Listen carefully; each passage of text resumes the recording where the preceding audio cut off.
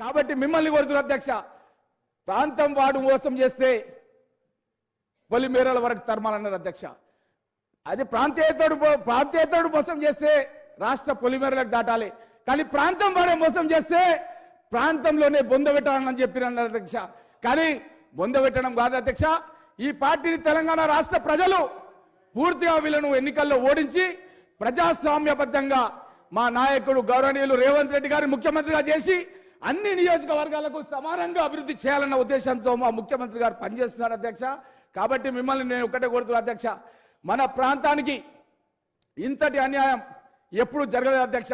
ఈ యొక్క BRS party 10 సంవత్సరాల పాలనలో జరిగింది.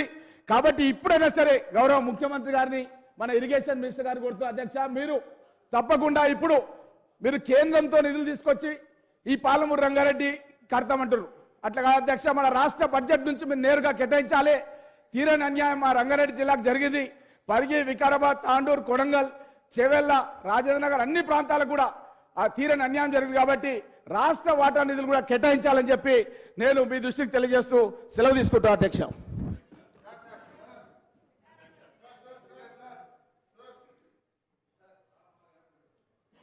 మినిస్టర్ గారు.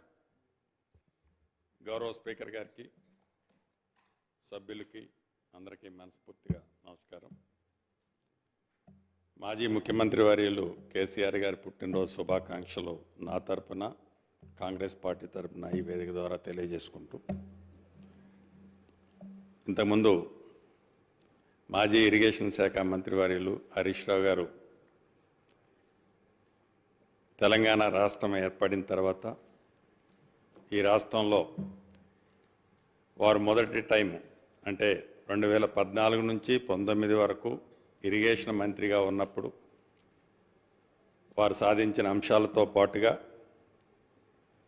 తెలంగాణ ఏర్పడటానికంటే ముందు జరిగిన అంశాల మీద కూడా వారు చాలా కాన్సన్ట్రేటెడ్గా వాటిని వివరంగా విపులంగా దీనికి కౌంటర్గా అంటే గడిచిన తెలంగాణ రాష్ట్రం వచ్చిన తర్వాత ఏవైతే అభివృద్ధి సంక్షేమ కార్యక్రమాల్లో భాగంగా ఇరిగేషన్ సెక్టార్లో మేము చేశామని చెబుతున్న వాటికి కౌంటర్గా గతంలో అవి జరిగాయి కాబట్టి ఇప్పుడు ఇవి జరిగాయని ఎగ్జాంపుల్ మేడిగడ్డ డ్యామేజ్ని కంపేర్ చేస్తూ కొన్ని ఉదాహరణలు ఇచ్చారు. అవన్నీ జరిగాయి, ఇరిగేషన్లో అన్యాయం జరిగాయి, ఇతరత్ర అన్ని అంశాల్లో తెలంగాణకి అన్యాయం జరిగింది కాబట్టే అనేక మంది పోరాట ఫలితం తెలంగాణ రాష్ట్రం సాధించుకున్నాం. ఈ సాధించుకున్న తెలంగాణ రాష్ట్రంలో ఈ 10 సంవత్సరాలు అటు గోదావరి పరివాహక ప్రాంతాలు, గోదావరి మీద ఉన్న బ్యారేజీలు, రిజర్వాయర్లు కానివ్వండి, ఇటు కృష్ణా పరివాహక ప్రాంతంలో ఉన్న బ్యారేజీలు, రిజర్వాయర్లు కానివ్వండి, వీటన్నిటినీ మ్యాక్సిమం లిఫ్ట్ ద్వారానే గత ప్రభుత్వం వాటిని ఏర్పాటు చేయటం జరిగింది. ప్రధానంగా ఈనాడు అసలు ప్రధానమైన అంశం మేడిగడ్డ మీద డ్యామేజీ. మేడిగడ్డ అంటే కాళేశ్వరం అంటే ఒక్క మేడిగడ్డేనా అనేది వారు లేవనెత్తే అంశం. ఒక్క మేడిగడ్డే కాదు, కాళేశ్వరం అంటే వారు చెప్పినట్టు వందలాది కిలోమీటర్ కాలువలు, టర్నల్స్, పంప్ హౌజెస్, ఇతరత్ర రిజర్వాయర్లు ఉన్నమాట వాస్తవం. ఇందాక హరీష్ రావు గారు పెద్దలు చెప్తూ ఈ కాళేశ్వరం మీద గత ప్రభుత్వం ప్రాణహిత చేవెల్లో 14 టీఎంసీల కెపాసిటీ రిజర్వాయర్ ఉంటే ఆనాడు సిడబ్ల్యూసి ఏదైతే గైడ్ చేసిందో దాని ప్రకారం 140 టీఎంసీల రిజర్వాయర్లు మేము ఏర్పాటు చేశామని చెప్పారు. డెఫినెట్గా అది మంచి కార్యక్రమే. దాంతోపాటుగా ఏదైతే పాలమూరు రంగారెడ్డిలో కూడా రిజర్వాయర్లు ఏర్పాటు చేశారు. ఇక్కడ 2 చోట్ల రిజర్వాయర్లు ఏర్పాటు చేసిన వాళ్ళు సీతారామ, ఉమ్మడి ఖమ్మం జిల్లాకు సంబంధించి సీతారామ ప్రాజెక్ట్ వచ్చినప్పుడు అక్కడ రిజర్వాయర్లు ఎక్కడ ఒక్క టీఎంసీ కోసం కూడా ఏర్పాటు చేయలే. మరి ఇక్కడ 2 చోట్ల చేయాలి, లేకుంటే సిడబ్ల్యూసి కమిటీ నిర్ణయించింది అనే అంశాన్ని సీతారామ ప్రాజెక్టులో మిస్ అయ్యారనేది వారికి ఒకసారి ఈ వేదిక ద్వారా గుర్తు చేస్తుంది. రెండోది, గౌరవ ముఖ్యమంత్రి గారు కానీ, మా ఇరిగేషన్ శాఖ మంత్రివర్యులు కానీ, మా ఎల్ఏ మినిస్టర్ గారు కానీ, డిప్యూటీ సీఎం గారు కానీ ఏదైతే ప్రధాన ప్రతిపక్ష నాయకులు కల్వకుంట్ల చంద్రశేఖరరావు గారు సభలో ఉంటే ఎందుకు ఉండాలని కోరుకుంటుందంటే అధికార పార్టీ వారు స్టార్టింగ్ నుంచి ఎండ్ వరకు ఈ ప్రాజెక్టులన్నిటినీ శిల్పం చెక్కిందే నేను, ఈ డిజైన్స్ నా మెమరీలో ఉన్నాయని చెప్పిన వారు ఈ డ్యామేజెస్ జరిగిన తర్వాత సొల్యూషన్ కూడా వారు ఇవ్వగలుగుతారు, ఇని సొల్యూషన్ ఇస్తారనే ఉద్దేశంతో పదే పదే అనేక పర్యాయాలు మా మంత్రి గారు, ముఖ్యమంత్రి గారు ఈ వేదిక ద్వారా వారిని కోరటం జరిగింది. అయినా వారు రాలే. ఇక్కడ ప్రధానంగా మనం గమనించాల్సింది, ఏదైతే ఈ కాళేశ్వరం ప్రాజెక్టు ఓపెన్ అయ్యే నాడు ఆనాటి ముఖ్యమంత్రి కల్వకుంట్ల చంద్రశేఖరరావు గారితో పాటు ఇంకిద్దరు ముఖ్యమంత్రులు హాజరయ్యారు. ఈ హాజరైన ఆ వేదిక సాక్షిగా ఆనాడు చంద్రశేఖరరావు గారు అన్న వర్డ్స్ ఏంటంటే, ఇది ఒక దేవాలయం లాంటి ప్రాజెక్టు, ప్రపంచంలోనే అద్భుతంగా కట్టిన ప్రాజెక్టు, చాలా బ్రహ్మాండంగా కట్టాము అని ఆ రోజు అన్నారు. మంచిది. ఇదే కల్వకుంట్ల చంద్రశేఖరరావు గారు 4-5 రోజుల క్రితం నల్లగొండ వెళ్ళినప్పుడు వాళ్ళకి పని బాట లేదు, బొందలగడ్డకు పోయారు అన్నారు. ఆనాడు దేవాలయమైన మేడిగడ్డ, ఈనాడు అధికార పార్టీ ఏదైతే ప్రత్యక్షంగా డ్యామేజ్ అయిన ప్రాంతాన్ని చూడటానికి పోయినప్పుడు అది బొందలగడ్డ ఎలా అయిందో వారు ఒక్కసారి ఆత్మ పరిశీలన చేసుకోవాల్సిన అవసరం ఉంది. మీరు చేసిన దాన్ని, మీరు ఏదైతే తప్పు జరిగింది అది మేడిగడ్డ వల్ల జరిగింది, మీరు ఆతృతలో జరిగిందా, మీ పర్సనల్ ఇంట్రెస్ట్ ఏముంది దాంట్లో నేను బోటల్లా. అయితే ఇందాక గౌరవ ముఖ్యమంత్రి గారు చెప్పారు, ఏదైతే గత ప్రభుత్వం తెలంగాణ ఏర్పడిన తర్వాత మొట్టమొదటిసారిగా ఆనాడు రిటైర్డ్ అయిన ఇంజనీర్లతో ఒక కమిటీ వేసి ఆ కమిటీ రిపోర్టుని అసెంబ్లీ సాక్షిగా తెలంగాణ ప్రజలకి పూర్తిగా వివరించారు. ఆ వివరించిన దాంట్లో భాగంగా అది అయిన తర్వాత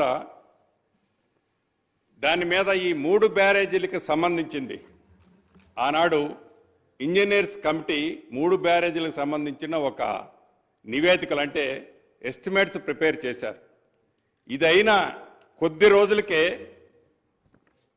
ప్రగతి భవన్లో సీఎం గారి సమక్షంలో అప్పుడు హరీష్ రావు గారు మంత్రి, ఇరిగేషన్ మంత్రి గారు, అదే రకంగా ప్రశాంత్ రెడ్డి గారు, ఈ పల్లా రాజేశ్వర రెడ్డి గారు పేర్లన్నీ దీంట్లో ఉన్నాయి. ఇవి మీకు సభకి మీరు డెఫినెట్గా ఇది కూడా రికార్డులో చేయాల్సిన అవసరం ఉంది.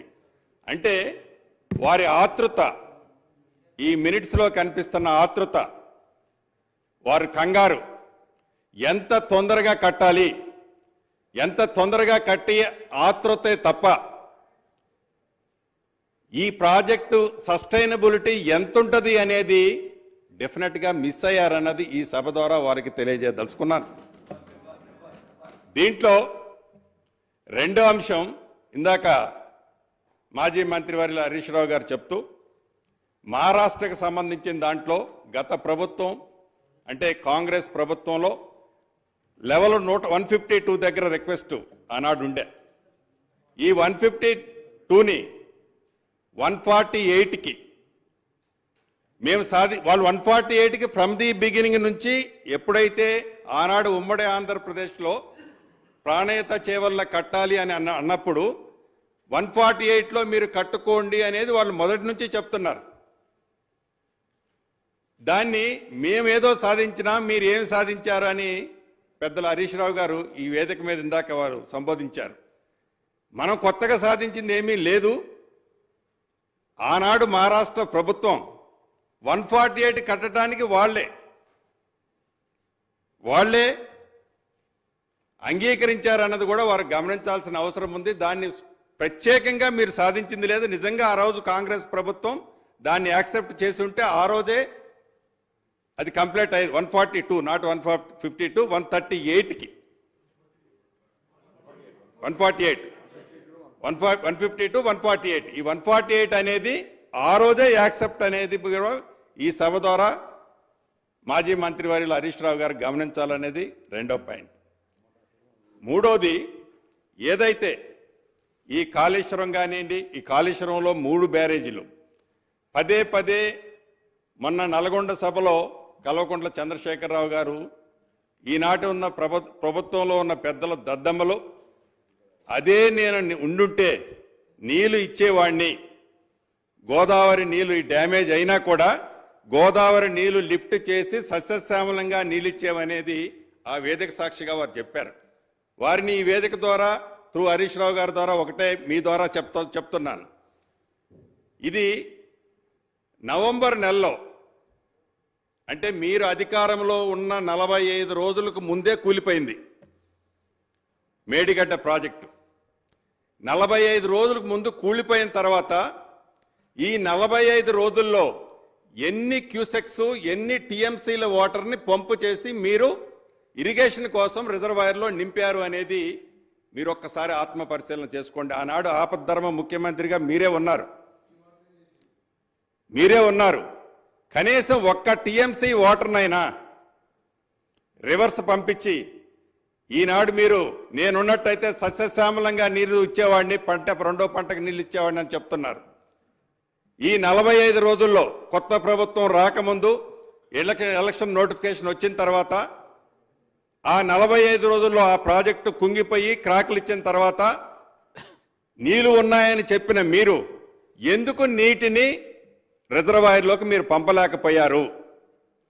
అంటే కొత్త ప్రభుత్వం వచ్చిన ఈ 60 రోజులు 70 రోజుల్లో ఈ ప్రభుత్వం మీద పదే మీరు విమర్శలు చేసే పరిస్థితి ఈనాడు మీకు లేదు. మీరు కొత్త ప్రభుత్వానికి సూచనలు ఇవ్వగలుగుతారు.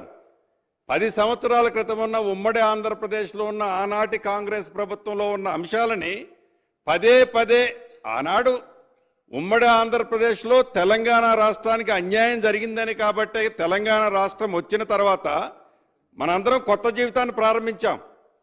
పద్దాక పాత జీవితంలోకి పోయి ఆనాడు కాంగ్రెస్ పార్టీ ఆనాడు ప్రభుత్వం అన్నదానికంటే ఈ కొత్త ప్రభుత్వంలో మమ్మల్ని విమర్శించే పాయింట్ నాట్ వన్ కూడా లేదనేది గౌరవ సభ్యులు మీ ద్వారా గమనించాలనేది నేను తెలియజేసుకుంటున్నా. ఇక ఏదైతే ఈ రిజర్వాయర్లో బ్యారేజీలు ఉన్నాయో, అది మేడిగడ్డ కానీ ఇతరత్ర బ్యారేజీలు ఎస్టిమేట్ మీరు ఒకటి చేశారు. ఎస్టిమేట్ చేసిన తర్వాత ఆ estimate cut off wall upstream కానీ downstream cut off wall కానీ ఆనాడు మీరు cut off wall RCC concrete వాల్తో చేశారు. చేసిన దాన్ని వర్క్ మీరు స్పీడ్ కావాలన్నా మీ ఇన్నర్ ఫీలింగ్ ఏంటో నాకు తెలియదు. యుద్ధ ప్రాతిపదిక మీద ఆ డిజైన్ చేంజ్ చేసి ఆ డిజైన్ చేంజ్ చేయటమే ఈనాడు ఆ ప్రాజెక్టులు బట్టిన అధోగతి అనేది ఈ వేదిక ద్వారా మీ ద్వారా వాళ్ళకి తెలియజేస్తున్నాను.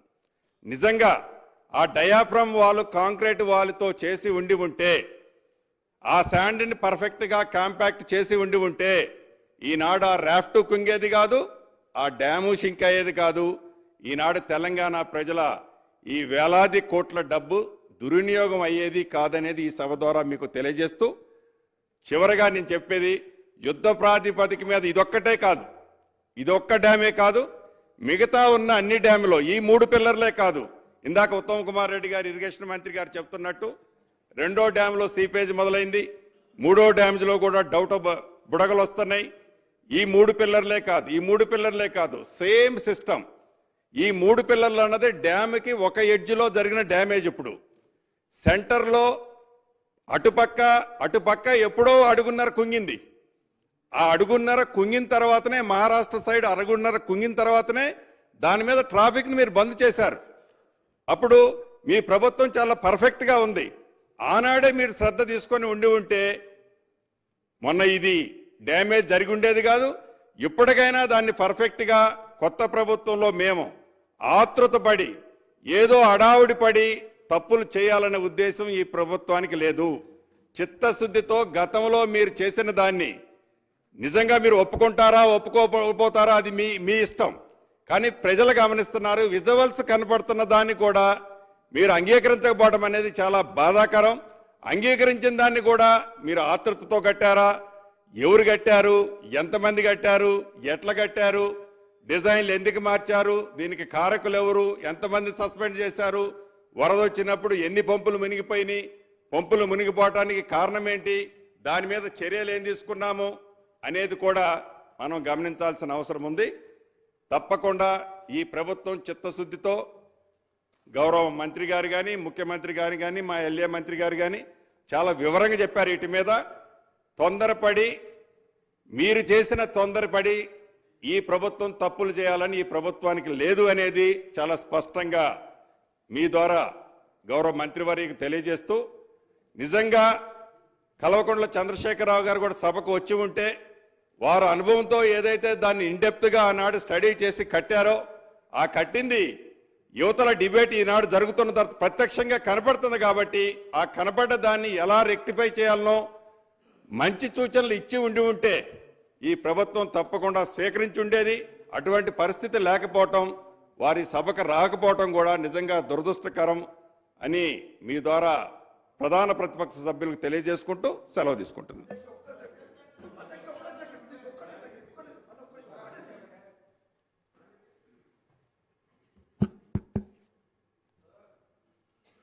అధ్యక్ష, ఈ అసెంబ్లీలో మొదటిసారి మాట్లాడేటువంటి అవకాశం ఇచ్చినటువంటి మీకు ధన్యవాదాలు తెలియజేసుకుంటూ, మరి మాట్లాడేది కూడా మొదలు మా ప్రాంతానికి సంబంధించి, మా ఉమ్మడి కరీంనగర్ జిల్లా సంబంధించి ఏదైతే అద్భుతమైన ప్రాజెక్టు, ఈ ప్రాజెక్ట్ అయితే కాళేశ్వరం ప్రాజెక్ట్ నిర్మాణం అయితే 1 కోటి ఎకరాలకు నీళ్ళు ఇస్తామని చెప్పి ఆనాడు అప్పటి ముఖ్యమంత్రి అనేక మార్లు ఎన్నోసార్లు ఈ తెలంగాణ రాష్ట్ర ప్రజానీకానికి చెప్పి, కనీసం మీరు నిన్న మొన్న లెక్కలు చూస్తూ ఉంటే 1,00,000 ఎకరాలకు కూడా నీళ్ళు ఇవ్వనటువంటి దుస్థితి. మరి ఇవాళ దీనికన్నా ముందు స్వాతంత్రం వచ్చిన దగ్గర నుంచి ఇప్పటి వరకు కాంగ్రెస్ పార్టీ ప్రభుత్వాలున్నప్పుడు ఈ రాష్ట్రంలో ఉమ్మడి ఆంధ్రప్రదేశ్లో కానీ తెలంగాణ ప్రాంతంలో కానీ అధ్యక్ష ఎన్నో ప్రాజెక్టులు నిర్మాణమైనాయి. ఇవాళ విచిత్రం ఏంటంటే కట్టినాక ముచ్చటగా 3 సంవత్సరాలు కాకముందే ఇవాళ మేటిగడ్డ ఉంగిపోవడం, మరి ఇవాళ పెద్దలు గౌరవనీయులు ఉత్తమ్ కుమార్ రెడ్డి గారు కూడా చెప్తా ఉన్నారు. ఇవాళ అన్నారం బ్యారేజ్ కూడా అది కూడా లీక్ అవుతూ ఉంటే దాన్ని కూడా వాటర్ డివాటరింగ్ చేస్తూ ఉన్నాం. సుందిల్లా బుంగవడ్డదని చెప్పి కూడా మరి గతంలో విన్నాం, పత్రికలలో చూసినాం. మరి ఈ రకంగా ఉంటే ఇవాళ 1,00,000 కోట్ల రూపాయలు ఖర్చు పెట్టి పెద్ద ఎత్తున అప్పులు చేసి ఇవాళ మరి ఇక్కడటువంటి ఇంతకుముందు మాట్లాడినటువంటి మాజీ మంత్రివర్యులు హరీష్ రావు గారు ఆనాడు భారీ నీటి శాఖ మంత్రిగా ఉండి మరి ఆనాడు అనేక మార్లు ఆ కాళేశ్వరం ప్రాజెక్టునే నేను దగ్గరుండి నిలబడి కట్టిస్తా ఉన్నా, అది నా కన్సర్న్లో నడుస్తూ ఉందని చెప్పి అనేక సార్లు పత్రికలలో మరి రాయించుకొని మరి ఎక్స్పోజ్ అయినటువంటి విషయం మనందరికీ తెలిసిందే. ఇవాళ మొన్న మనందరం రేవంత్ రెడ్డి గారు ముఖ్యమంత్రి గారి ఆధ్వర్యంలో మరి ఏదైతే మేడిగడ్డ ఉంగిందని చెప్పి ఆనాడు దానికన్నా ముందు రోజు మరి అన్ని పక్షాలను, అన్ని రాజకీయ పార్టీలను, ఈ శాసనసభలో ఉన్నటువంటి అందరి సభ్యులను అధ్యక్ష ఆ రోజు మరి మీ ఆధ్వర్యంలో అప్పీల్ చేయడం జరిగింది. ఆనాడు వీళ్ళు రాక మరి ఎక్కడో నల్గొండలో మీటింగ్ పెట్టి వాళ్ళకి ఇష్టం వచ్చినట్టు మరి వ్యంగ్యంగా మాట్లాడి మీరు దేనికోసం పోతానో అక్కడ ఏం బీక్టానికి పోతానని చెప్పి ఆనాడు మరి అక్కడటువంటి మాజీ ముఖ్యమంత్రి గారు మరి ఇప్పుడున్నటువంటి ముఖ్యమంత్రి గారి గురించి మాట్లాడడం జరిగింది. అంటే 10 సంవత్సరాలు ఒక ముఖ్యమంత్రిగా పనిచేసి మరి అటువంటి విషయాలు మాట్లాడచ్చు, ఆ భాషను వాడి మాట్లాడచ్చు అధ్యక్ష, ఒక్కసారి మీరు ఆలోచన చేయండి. ఇవాళ ఉమ్మడి కరీంనగర్ జిల్లాకు సంబంధించి మా కరీంనగర్ జిల్లాను మొత్తం నిట్ట నిలువున ముంచి ఇవాళ టీఆర్ఎస్ పార్టీ ఆవిర్భావం నుండి ఇవాళ టీఆర్ఎస్ పార్టీ పుట్టినప్పటి నుండి ఇవాళ బీఆర్ఎస్ పార్టీగా మారే వరకు ఇవాళ వాళ్ళను ఇలా కేసీఆర్ గారిని, కేసీఆర్ గారి కుటుంబాన్ని, ఆ పార్టీని బతికిచ్చినటువంటి మా ఉమ్మడి కరీంనగర్ జిల్లాను మొత్తం సర్వనాశనంగా ముంచారు. మా జిల్లా కొరిగింది ఏం లేదు. ఇవాళ కాళేశ్వరం ప్రాజెక్టు కడితే ఇవాళ కాళేశ్వరం మంత్రి నియోజకవర్గం ఉంది, మేడిగడ్డ కానీ అన్నారం కానీ సుందిల్ల కానీ కనీసం ఒక్క సుక్క నీళ్లు కూడా మంత్రి నియోజకవర్గానికి వెళ్ళే. అక్కడి నుంచి వస్తే ఇక్కడనే మా సోదరుడు మక్కాన్ సింగ్ గారు ఉన్నారు. రామగుండం నియోజకవర్గం ఇలా తలాపుకు నీళ్లుంటాయి, సముద్రం లెక్క నీళ్లుంటాయి, కానీ ఒక్క సుక్క నీళ్లు కూడా అక్కడ సాగు భూమికి నీళ్లు రావు. మరి ఆ నీళ్ళు ఎక్కడికి పోయినాయంటే ఆ నుంచి వెళ్ళి అప్పుడు మరి ఎల్లంపల్లి శ్రీపాద ప్రాజెక్టుని కట్టింది ఆనాడు కాంగ్రెస్ ప్రభుత్వం. ఆ ప్రాజెక్టులో నీళ్లు నింపి మరి అక్కడి నుండి నంది మేడారం తీసుకొచ్చి అక్కడి నుండి లిఫ్టుల ద్వారా ఇవాళ ఎక్కడ తీసుకుపోయారంటే సిద్దిపేట గజ్వేల్ నీళ్ళు తీసుకుపోయాం. కానీ మాకేం ఉరగలేదు. ఇవాళ మా ప్రాంతానికి కరీంనగర్ జిల్లాకు వచ్చినప్పుడు గతంలో ఏదైతే ఆనాడు కాంగ్రెస్ ప్రభుత్వం ఉన్నప్పుడు 1963లో జవహర్లాల్ నెహ్రూ గారు ప్రధానమంత్రి ఉన్నప్పుడు అధ్యక్ష ఆనాడు ఎస్ఆర్ఎస్పి ప్రాజెక్టుకు శంకుస్థాపన చేయడం జరిగింది. మరి ఆనాడు 112 టీఎంసీలతోని ప్రాజెక్టుకు శంకుస్థాపన చేసి పనులు ప్రారంభిస్తే మా ప్రాంతానికి ఉమ్మడి కరీంనగర్ జిల్లాకు 1983లో మరి మా ప్రాంతానికి ఎస్ఆర్ఎస్పి కాలువల ద్వారా నీళ్ళు వచ్చినాయి. ఎస్ఆర్ఎస్పి కాలువల ద్వారా నీళ్ళు వస్తే మరి ఆనాటి నుండి ఈనాటి వరకు మన మధ్యలో తెలుగుదేశం ప్రభుత్వం ఉన్నప్పుడు కాలువ లైనింగ్ జరగడం, డ్రాపులు పూర్తిగా సిమెంటు కాంక్రీట్తో నిర్మాణం జరగడం. మరి కాంగ్రెస్ ప్రభుత్వం ఉన్నప్పుడు ఉమ్మడి కరీంనగర్ జిల్లా అంతా కూడా ఆనాడు మొత్తం కాలువలు తవ్వడం జరిగింది. ఆనాడు ఫేజ్ 1 కానీ ఫేజ్ 2 కానీ ఎస్ఆర్ఎస్పి ప్రాజెక్టు ద్వారా ఆనాడు మా ప్రాంతానికి దాదాపు 9.5 లక్షల ఆయకట్టు ఆనాడు రావడం జరిగింది. మరి అప్పర్ ఏదైతే మిడ్ మానేర్ లోయర్ మానేర్ మీద 4,70,000 ఎకరాల అధ్యక్ష. ఇవాళ అది తప్ప ఇవాళ కనీసం ఇంతకుముందు గతంలో హరీష్ రావు గారు మాట్లాడినప్పుడు చెప్తా ఉన్నారు. అంతకుముందు ఒక గంట క్రితం మేము కరీంనగర్ జిల్లాలో ఉన్నటువంటి ఎస్ఆర్ఎస్పి ప్రాజెక్టుకు ఏదైతే కాలువలు ఉన్నాయో ఆ కాలువలన్నింటినీ చివరి ఆయకట్టుకు నీళ్ళు ఇచ్చామని చెప్పి ఇవాళ మీరు ఎవ్వరు నాతో నచ్చినా మీరు రండి, నేను చూపిస్తా. ఎక్కడ కూడా చివరి ఆయకట్టుకు నీళ్ళు ఇచ్చిన దాఖలాలు లేవు. మా నీళ్లను మా రైతుల పుట్టగొట్టి, మా ప్రాంత రైతుల పుట్టగొట్టి మా దగ్గర మాయ మాటలు చెప్పి ఎప్పుడు ఎన్నికలు జరిగినా టీఆర్ఎస్ పార్టీకి బీఆర్ఎస్ పార్టీకి ఓట్లు వేయించుకొని కరీంనగర్ జిల్లా రైతుల ఉమ్మడి జిల్లా రైతుల పుట్టగొట్టింది తప్ప మీరు కానీ మాకు ఏ రోజు కూడా మా ప్రాంతానికి మీరు కాళేశ్వరం నీళ్ళు తీసుకొచ్చి మా నీళ్లతోని మా ప్రాంతాన్ని సస్యశ్యామలం చేసింది లేదు. మీరు ఏం చెప్పిండ్రు ఆనాడు ఉద్యమ సమయంలో ఏమున్నది, ఇది ఇప్పుడు నీళ్ళు వస్తలేవు, రేపు తెలంగాణ రాష్ట్రం వస్తే కాలడ్డం పెడితే నీళ్ళు వస్తాయని చెప్పారు కేసీఆర్ గారు. కాలడ్డం పెడితే నీళ్ళు వస్తాయని చెప్పారు. పొలాలు పాకులు పడతాయని చెప్పారు. పొలాలలో చేపలు పట్టొచ్చని చెప్పారు. పొలాలు ఎండిపోవని చెప్పిండ్రు.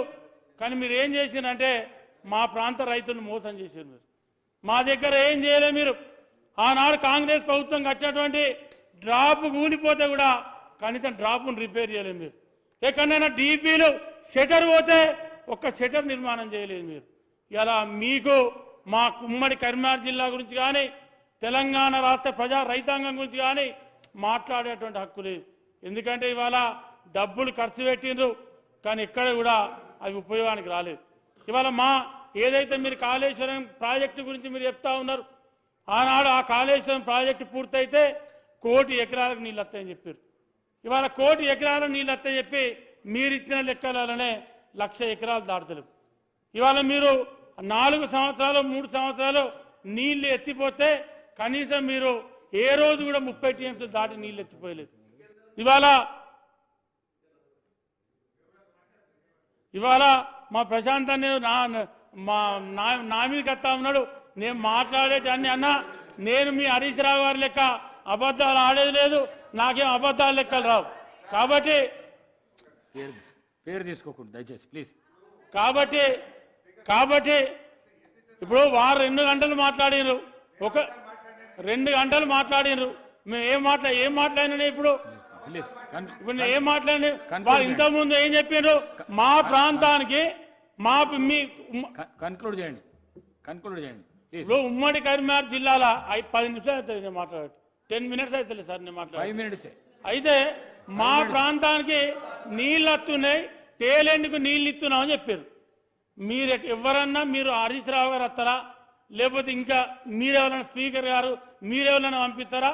మీరు రాండి, మా ప్రాంతానికి నీళ్లు ఎక్కడ కూడా కాళేశ్వరం జిల్లాలో మా పెద్దపల్లి జిల్లాలో 2 లక్షల ఆయకట్టు ఉంటుంది. పెద్దపల్లి జిల్లాలో 2 లక్షల ఆయకట్టు ఉంటుంది. 2 లక్షల ఆయకట్టు ఉంటే ఇలా రామగుండంలో 25,000 ఎకరాలు మంత్ని 4 గ్రామాలు కలుపుకొని ఎస్ఆర్ఎస్పి పార్క్ ఉంటుంది. ఒక్క ఎకరం కూడా కాళేశ్వరం నీళ్ళు రాలే. మా పెద్దపల్లి నియోజకవర్గానికి వచ్చి దగ్గర 1,52,000 చిల్లర ఎకరాలు ఉంటుంది. ఇవాళ చెరువుల కుంటలు కలుపుకొని 1,65,000 నుంచి 1,70,000 ఎకరాలు ఉంటాయి. ఈ రోజు వరకు మా పెద్దపల్లి కన్క్లూడ్ చేయండి. విజయరామారావు గారు, చేస్తా ప్రశాంత్ రెడ్డి గారు మాట్లాడండి. ఒక్క నిమిషం సార్, గౌరవ సభ్యులు వారు ఆవేదన చెప్తున్నారు. సరే, వారి ప్రాంతానికి సాగునీరు కావాలనే ఆవేదన వారికి ఉండొచ్చు. అయితే ఇది సార్, ఇది ఎట్లుంటుందంటే సార్, ఇప్పుడు ఎస్ఆర్ఎస్పి ప్రాజెక్టు